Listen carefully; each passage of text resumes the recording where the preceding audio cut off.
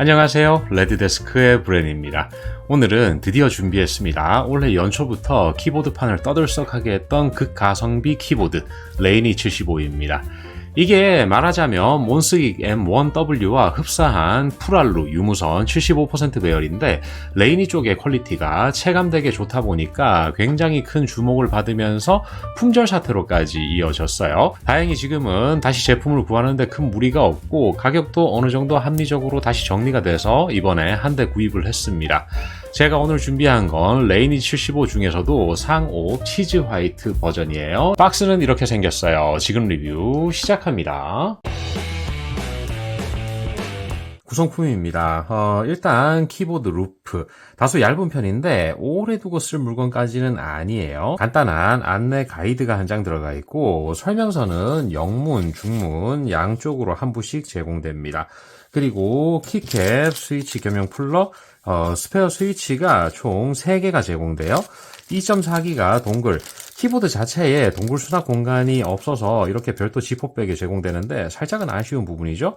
외형이 제가 직전에 리뷰했던 VXE75의 동굴과 굉장히 흡사하더군요. 마지막으로 퀄리티에 대해서는 칭찬을 하기 어렵지만 그래도 페라이트 코어가 들어간 C타입 케이블, 길이는 여유롭게 약 180cm 정도로 빠져 있더군요. 이건 괜찮았어요.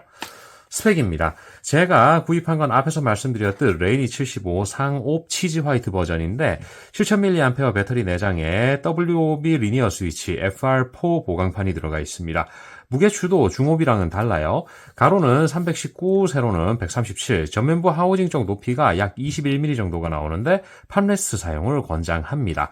무게는 1960g이었어요. 블루투스 5.0 3개 디바이스까지 연결, 2.4기가 무선, C타입 유선 연결을 지원하고 핫스왑, RGB 백라이트, 정방향 스위치 체결부를 갖고 있습니다. 키캡은 PBT 이중사출 키캡이고 높이가 높은 키캡이 아니더라고요.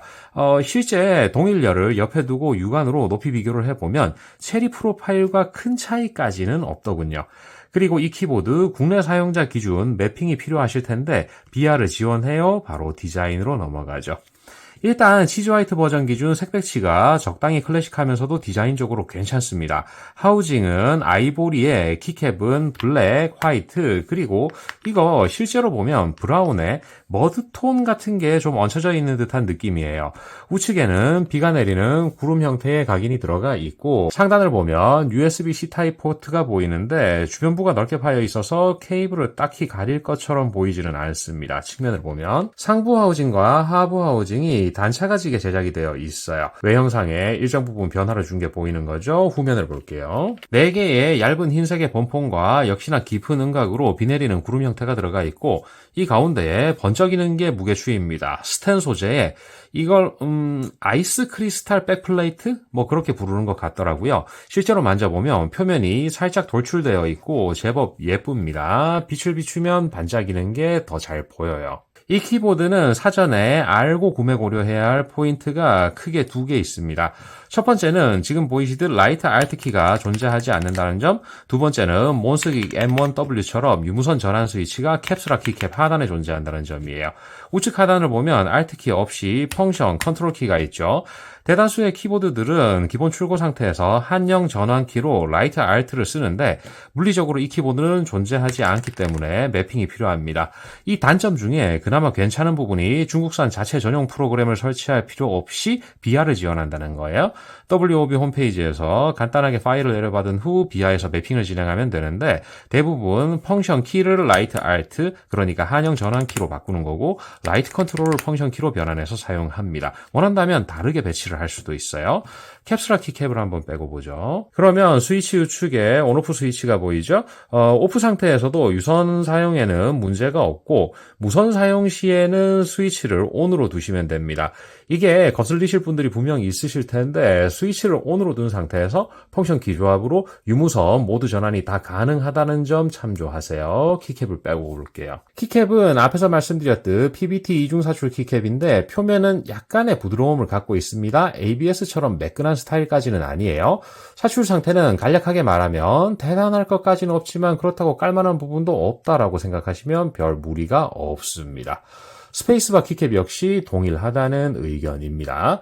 이 키보드는 상업 기준 플렉서스 컷이 들어간 FR4 보강판과 보강용 스테비를 갖고 있습니다. 스테비르는 윤활이 되어 있고 보시듯 5핀 정방향 핫수압 체결부를 갖고 있죠. 하단 쪽에 LED가 박혀 있는 게 보여요. 흡음재는 기보강의 포론과 스위치 패드, 필름이 샌드위치로 들어가 있고 하단에는 EPDM 흡음재와 정전기 방지용 펫 필름이 추가로 들어갑니다. 이제 스위치를 디테일하게 보죠. 이게 제가 주문한 상옵에 들어간 WOB 축입니다. 개인 취향에 따라 중옵에 들어간 바이올렛 축을 선호하는 분들이 계시던데 참조하시고 리니어 스위치입니다. 키압은 40g에 인식 지점 2mm, 토탈 트래블은 스펙상 3.5mm이고 공장 윤활이 된 상태로 출고가 됩니다. 불투명한 흰색 하우징에 디퓨저는 없고 스템은 검은색이에요. 바닥면엔 5핀 접점부가 보입니다.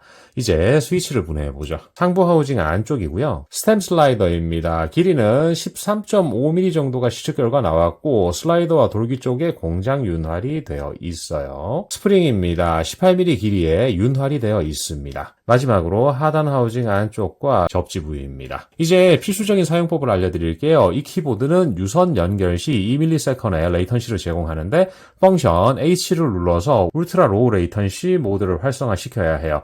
유무선 모드 전환 방법이 좀 특이한데 일단 캡슐락 아래에 스위치를 오프해 두면 유선 연결만 가능합니다.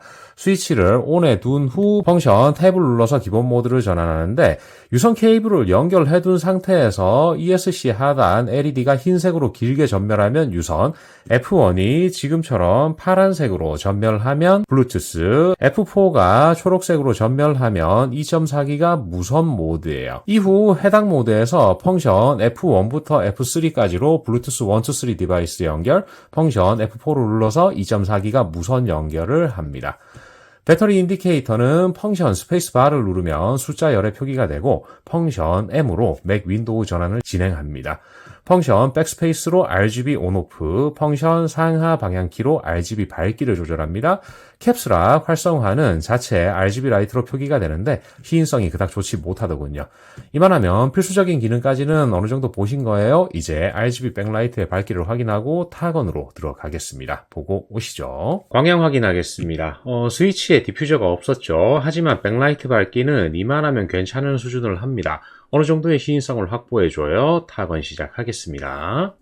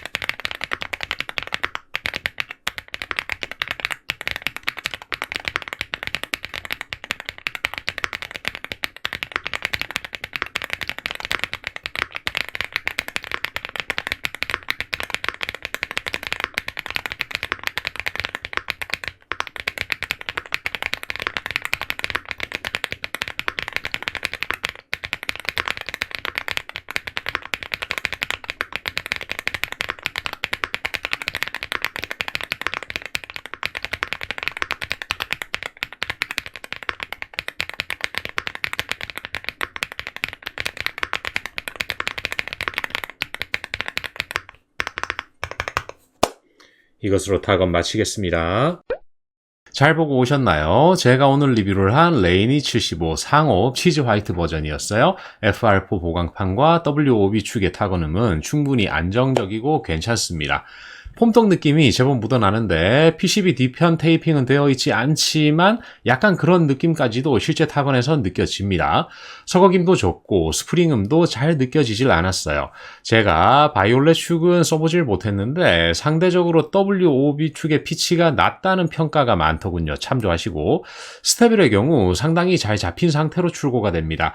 딱히 손댈 부분이 없었고 장점이에요. 키압은 체리 적축과 비교시 아주 살짝 더 가볍고 토탈 트래블도 좀 더 얕은 게 체감됩니다. 가스켓 마운트 방식인데 FR4 보강판을 갖고 있죠. 실제 타건을 해보면 바닥을 칠 때 막 딱딱거리는 느낌까지 나는 건 아닙니다.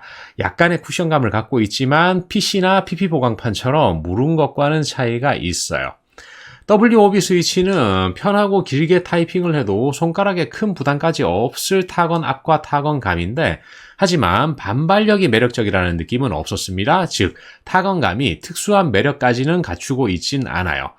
아쉬운 부분이랄까, 앞에서 말씀드렸듯 유무선 전환 스위치가 캡스락 키캡 아래에 있다는 점, 스위치를 온으로 두고도 펑션과 탭키를 동시에 눌러서 유무선 전환이 모두 가능한데 그냥 상단에 직관적으로 모드 전환 스위치를 넣었으면 더 좋았을 듯 싶고, 라이트 알트가 없죠. 국내 기준으로는 단점에 속합니다. 한영 전환 시 BR을 이용해서 매핑을 살짝 해줘야만 해요. 또 후기들을 보니까 키캡을 뺄 때 스위치가 같이 빠진다는 말들을 좀 봤는데 바이올렛 축 한정으로 발생하는 상황이 아닌가 싶습니다. WOB 축은 제가 받은 제품 기준으로는 그런 문제가 전혀 없었어요. 실제 두드려보고 만져보면 퀄리티가 가격을 분명히 상회하는 키보드입니다. 몬스긱보다는 디자인적인 측면에서도 그렇고 스테빌 상태도 우수하고 타건감은 특수성 있게 매력적이진 않지만 나무랄 구석 역시 없고 타건음도 딱히 깔 부분이 없습니다. 이게 왜 인기가 있는지 테스트 기간 중에 충분히 체감 가능했어요. 만족도가 상당히 높은 키보드였습니다. 배터리 용량은 우수, RGB 광량도 나무랄 구석이 없었습니다. 뛰어난 가성비에 풀알루미늄 무선 핫스왑 키보드라는데 많은 분들이 공감할 수밖에 없는 제품이었네요. 아주 좋았습니다. 자, 지금까지 레드데스크의 브랜이었습니다. 항상 행복하고 건강하세요. 혹시라도 오늘 이 영상이 나쁘지 않으셨다면 추천, 구독, 알림 버튼, 여러분의 따뜻한 댓글은 제게 항상 큰 힘이 됩니다. 다음 시간에 또 만나요. 바이.